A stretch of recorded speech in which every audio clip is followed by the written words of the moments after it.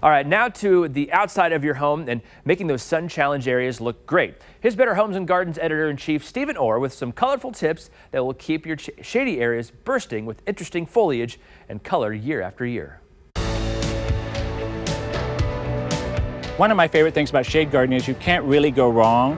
Kind of naturally all look great together, and it's kind of a no-fail way to fill in those dark areas of your yard where very little else will grow.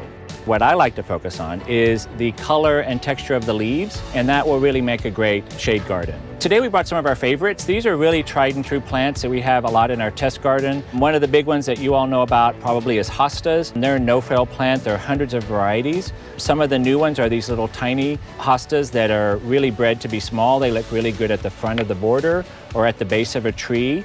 Tree roots are a really hard place to plant. So these little hostas look great there. You just kind of have to pry an area out amongst the tree roots and make a pocket that you can put the soil in. And one thing that's so great about hostas is that they're really easy to divide. When they get a little too large, you just divide them up, really just hack them up with a shovel or even your hands. And then you have 3 to 5 new plants you can put wherever you want. So once you have hostas, you have them for a long time, and at some point you probably start giving them to your neighbors. Look for beautiful variegated foliage, beautiful chartreuse colors, silvers, blues, and you can just mix and match them all. They're so easy to do. One of my other plants that's a little unusual is called lungwort. It's called lungwort because it's shaped like a lung.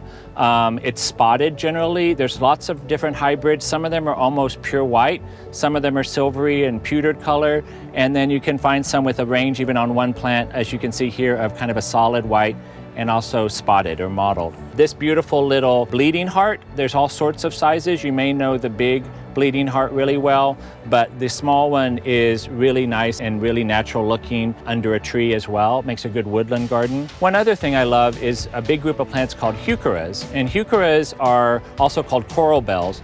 They bloom, but it's really the leaves that you're growing them for. This type here is called marvelous marble, and because it looks kind of like a marbled surface, the leaves have these great variegated patterns. There's also beautiful colors that are kind of chartreuse with burgundy veins in them. This ranges from this kind of color here to one that looks a little bit more spray painted. And obviously the last group here that we have is ferns. We really love ferns because they're so easy to grow. There's all sorts of native ferns. There's some from Asia. This is a Japanese painted fern which has silver and burgundy on it. This autumn fern will have a beautiful fall display with a beautiful gold and red color.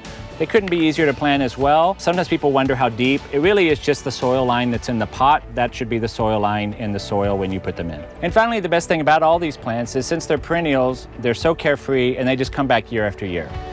And for more great gardening tips from the experts, you can check out Better Homes and Gardens on your phone or online at bhg.com. That's the second time this week we've talked about chlorophyll, so I think it's a sign that I need to go plant some in my garden.